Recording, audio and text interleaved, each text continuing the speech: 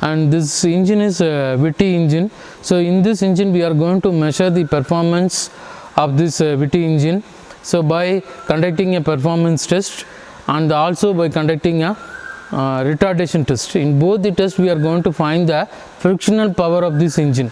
So and we are going to check whether so it is similar in performance test and also in the retardation test. So this is a engine.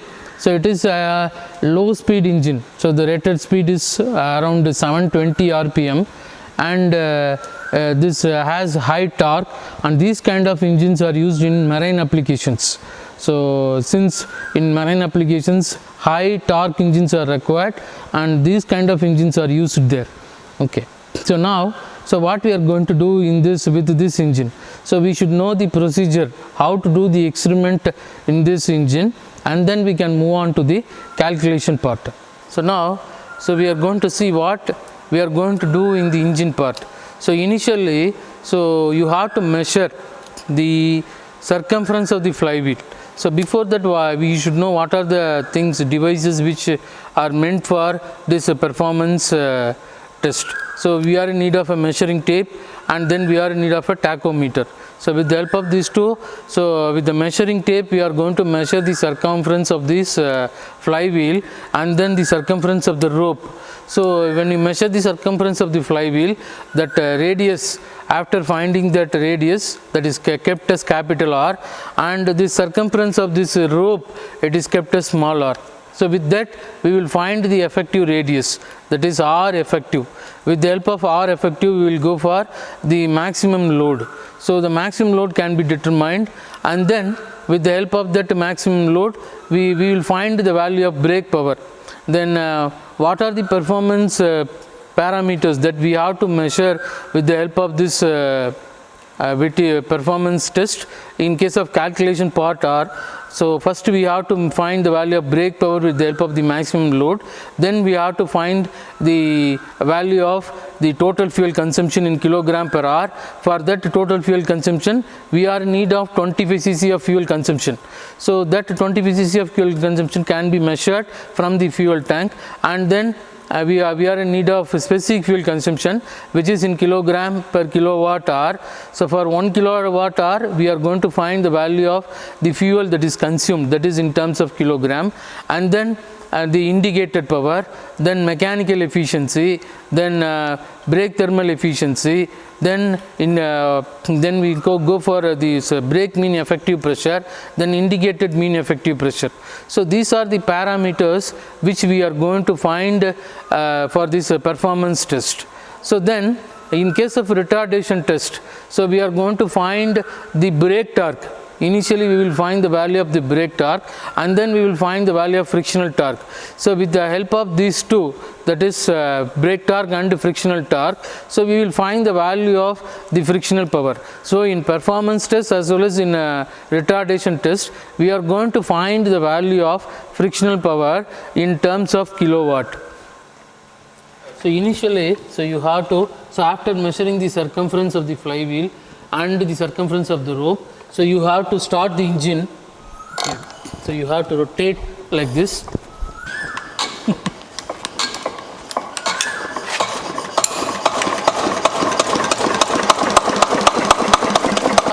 So now we start the engine, and we have to see so what is the RPM in which this engine is running, and we can measure the speed with the help of the tachometer, and you can see that the speed is, the rated speed is 720 rpm, and that is given here as 720 rpm.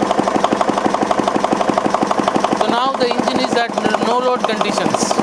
So if you want to increase or decrease the speed, so here you can see that there is a knob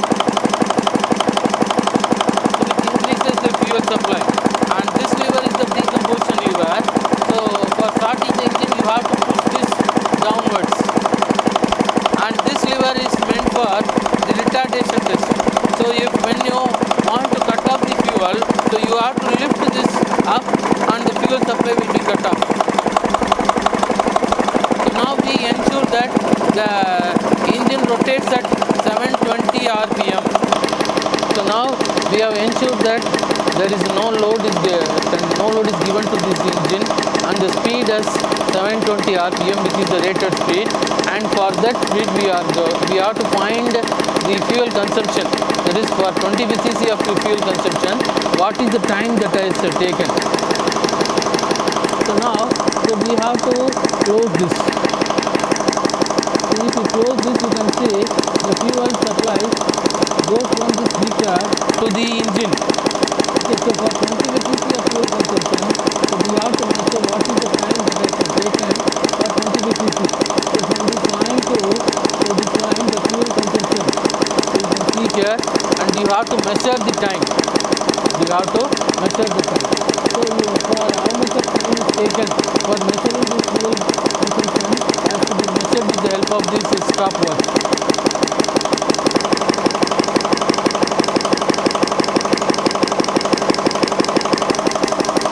So far we have seen the positions. So what we did for no load conditions. So we have measured the speed, that is 720 rpm. Then we have measured the fuel consumption for that, the 720 rpm at no load conditions for 20 cc of fuel consumption. So now we are going to put the load. So if the load, maximum load is around 30 kg, so we are going to increase. So from 0 to 5, then 10, 15, 20, then up to 30 kg. So we are going to increase the load. So now we are going to put the load on that flywheel with the help of the rope brake dynamometer, and from 0 kg, so we are going for addition of 5 kg, that is 5 kg to 30 kg by an addition of 5. So that is 5, 10, 15, 20, 25 and 30 kg. So now we are going to add load on this engine. So now we have put the load, and we are going to measure this with the help of this weighing balance as 5 kg for addition of earlier we have only no load condition. Now we have put this rope brake dynamometer, and now it is, the load is 5 kg. So for this 5 kg, so you are going to measure the speed.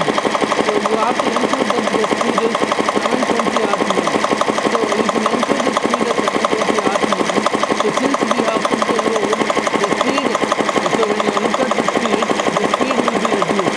So for that you have to increase the fuel consumption. So you have to increase the speed, and then you have to increase the fuel consumption. So we have to do both this on the lever with the movement for increasing the speed and for increasing the fuel consumption. 5 to 10, and then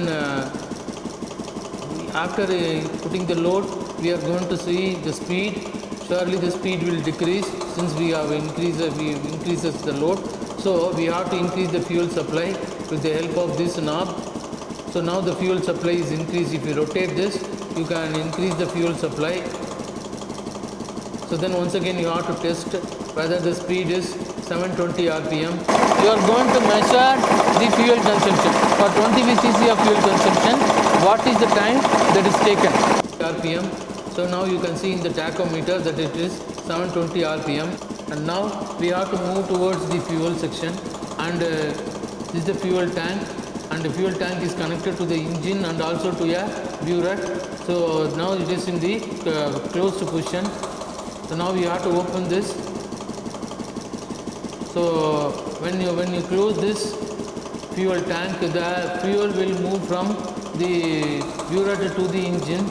So now we can see this is the mark for initial condition and final. So a 20 cc fuel consumption, the time has to be measured for this 20 cc of fuel consumption, and you can see now the fuel moves to the engine through this burette. So far we have seen the procedure for finding the friction power using the performance test. So now we can see the procedure for finding the friction power using this retardation test. So in case of retardation test, so we have to go for the higher speed, that is the speed which is higher than the rated speed. So the rated speed of this engine is around 720 rpm. So we have to go for a higher speed for than this rated speed, that is around 820 rpm.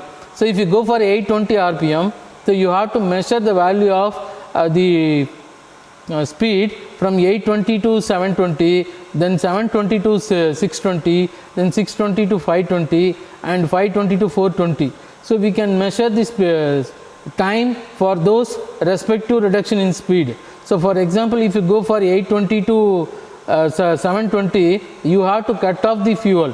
So if you cut off the fuel, the speed of this engine reduces. So up to that, so you have to use the tachometer, and you have to measure the time in which it takes from 820 to 720. So if you find this, so you can, from that you will find the value of the brake torque, and then friction torque, and then friction power. So these are the things which you are going to find with the help of this retardation test.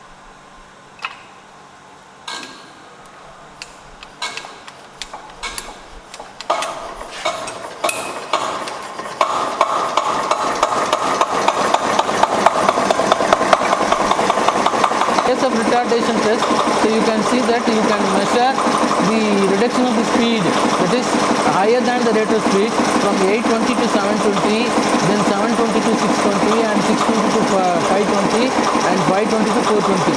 So for each and every reduction of speed of around 100 rpm, we will measure the time. For this you can see that, so we are in need of a tachometer and a stopwatch. So for reduction in speed, so we know that the rated speed is 720 rpm. So now we are going to keep the speed higher than the rated speed, that is 820. So we have to check for both no load conditions and for half load condition. So we know that the maximum load here is, for this engine, is around 32 kilogram force. So we are going to keep this half load condition at 16 kgf or 17 kgf. So with this half load condition, we are going to check the reduction in speed, that is 820 to 720 rpm. So now we are going to check the speed. So now we are going to measure the speed. So for from 820 to 720, so we are going to do. So the time taken is noted. So this is for half load condition.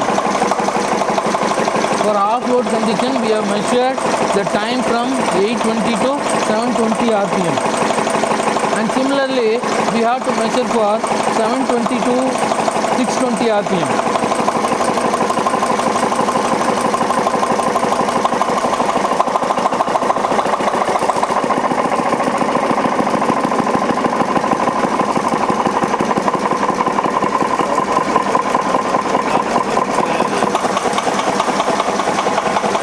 So this procedure has to be continued for a half load condition, so and also for no load condition.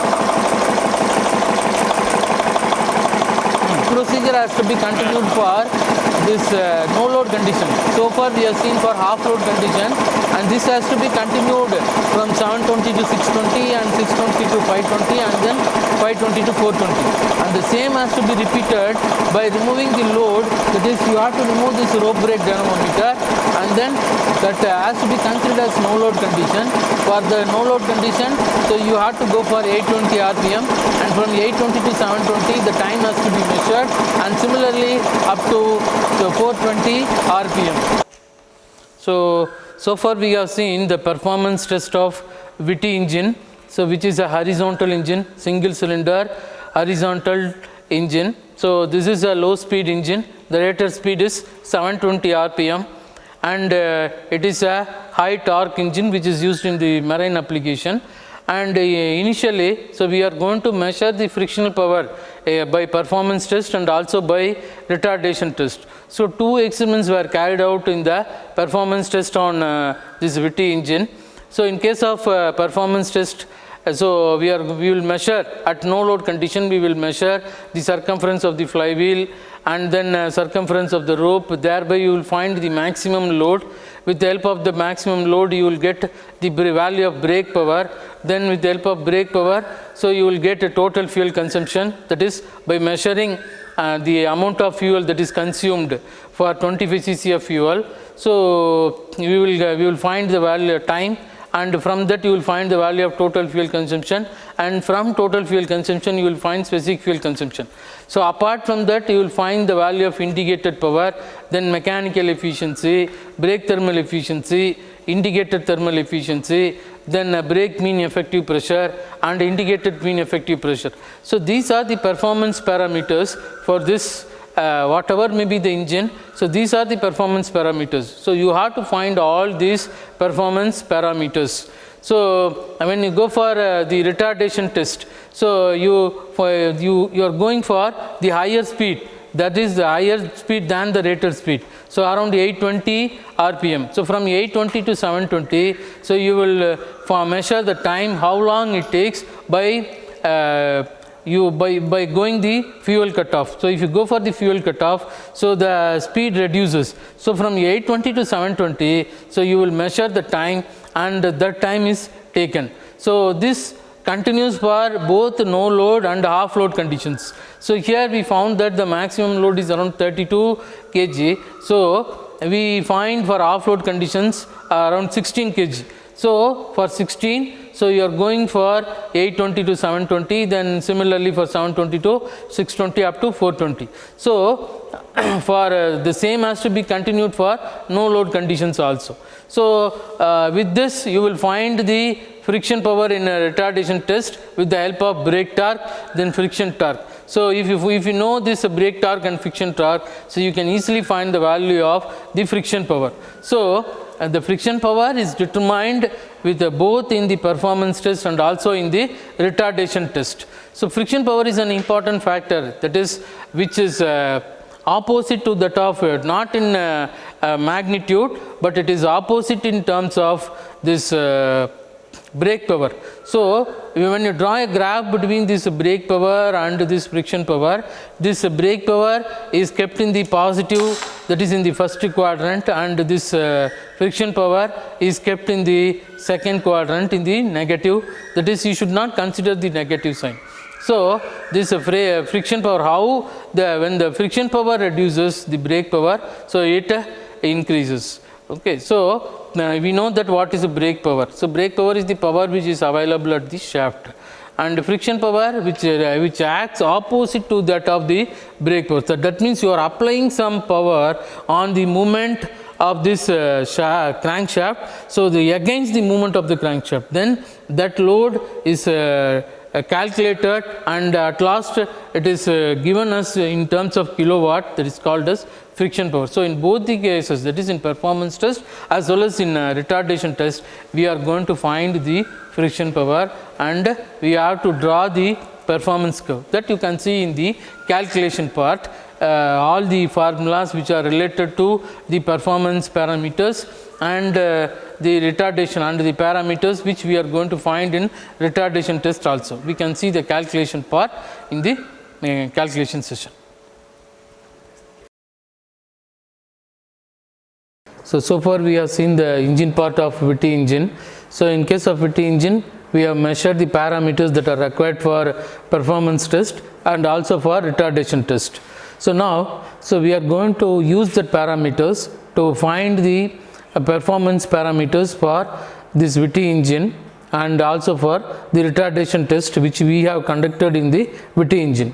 So now, you can see you have to form a tabulation. So in that tabulation, we have seen that a load is there and time, then these are the parameters which we are going to measure. So using the calculations that we measured in the engine, that is total fuel consumption, specific fuel consumption, then indicated power, then mechanical efficiency, brake thermal efficiency, then indicated thermal efficiency, brake mean effective pressure and indicated mean effective pressure.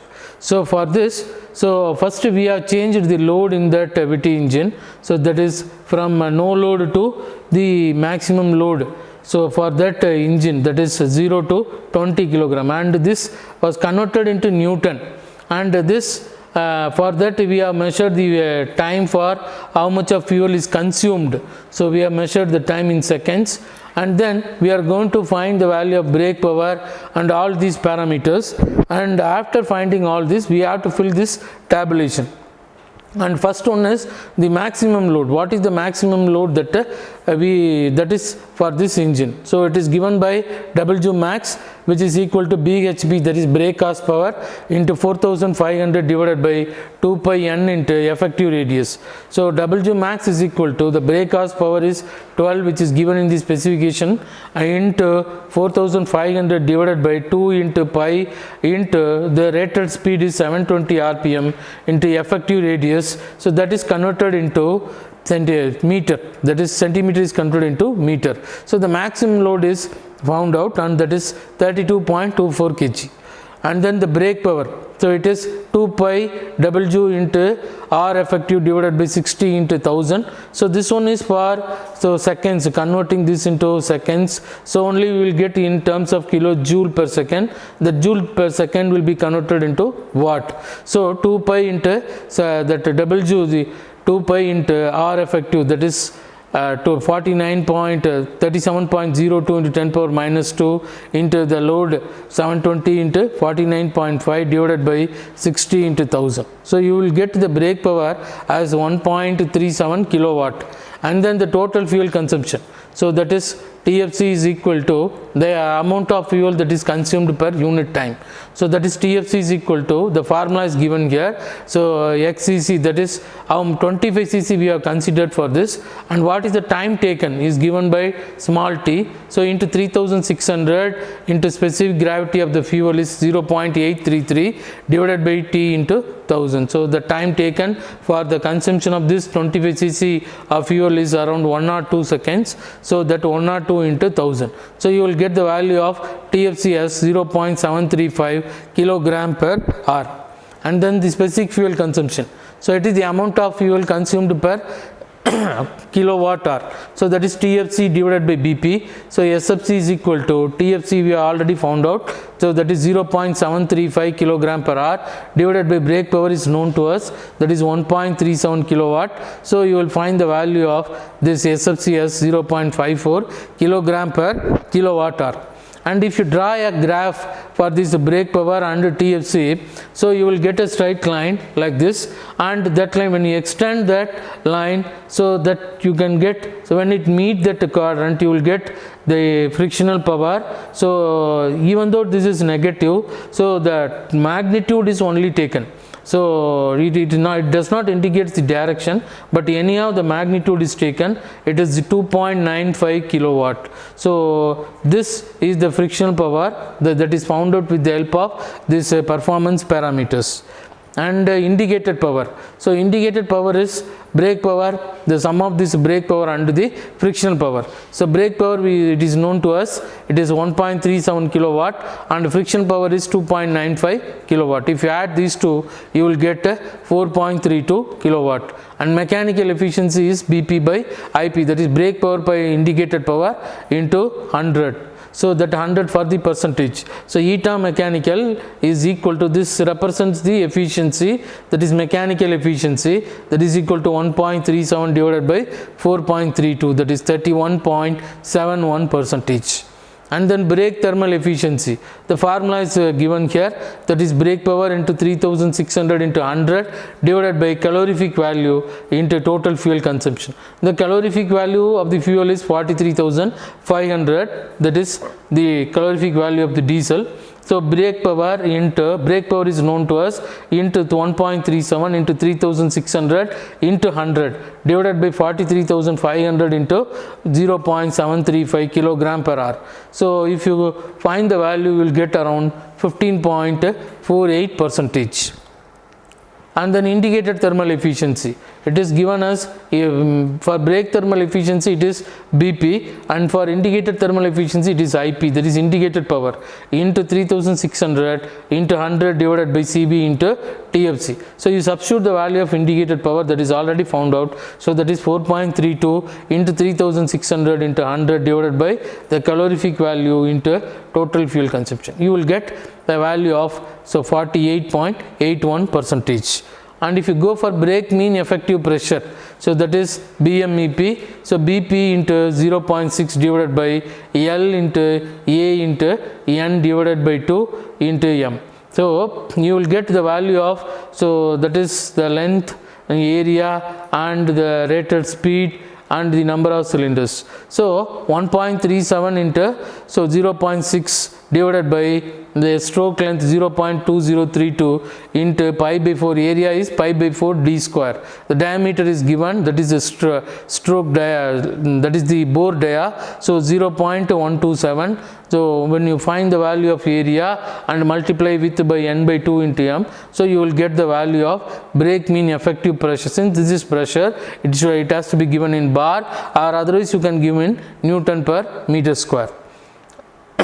And indicated mean effective pressure, so that is IP into 0.6 divided by LA N to M. So all these values are known to us, so you can find directly, you can find the value of indicated mean effective pressure in terms of bar, and these are the results. So when you go for the performance test results, we have found out the maximum load of that engine, and we have found out the brake power, then total fuel consumption, specific fuel consumption, frictional power, indicated power, then mechanical efficiency, brake thermal efficiency, indicated thermal efficiency, then brake mean effective pressure and indicated mean effective pressure. So these are the parameters which we have found out. Next thing is we have to draw a graph for the performance parameters which we have found out. So the first one is we have to draw a graph for brake power and brake thermal efficiency.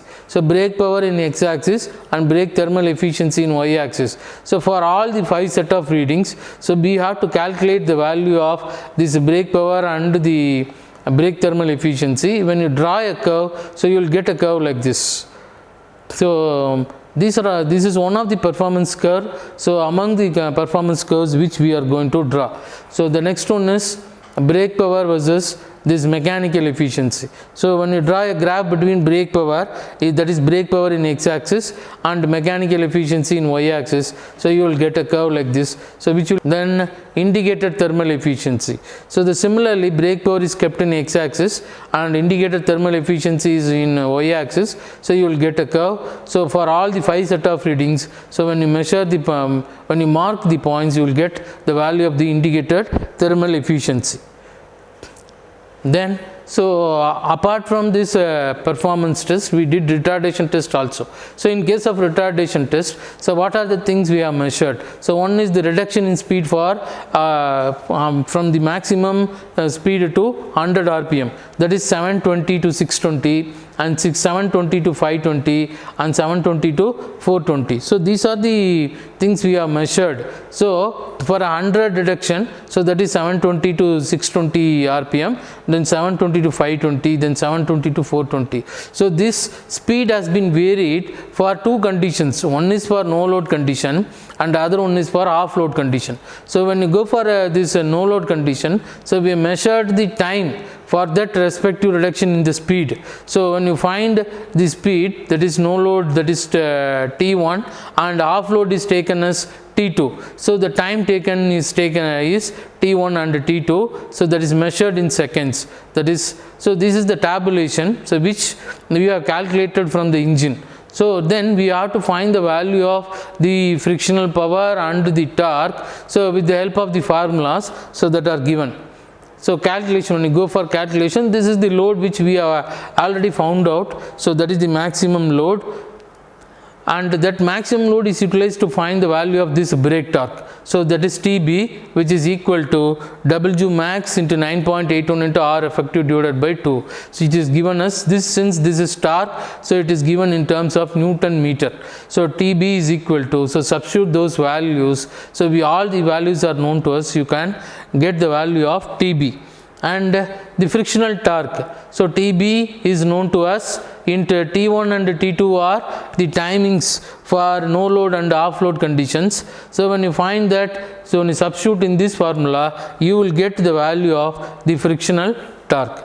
So if you know the value of frictional torque, so that has to be substituted in the frictional power formula. So 2 pi n into Tf divided by 60 into 1000. So you will get the value of around, so everything is known to us. Even the frictional torque we have found out with the formula, and T 60 into 1000. So I told you already that, so to convert this in seconds, that is 1 watt is 1 joule per second.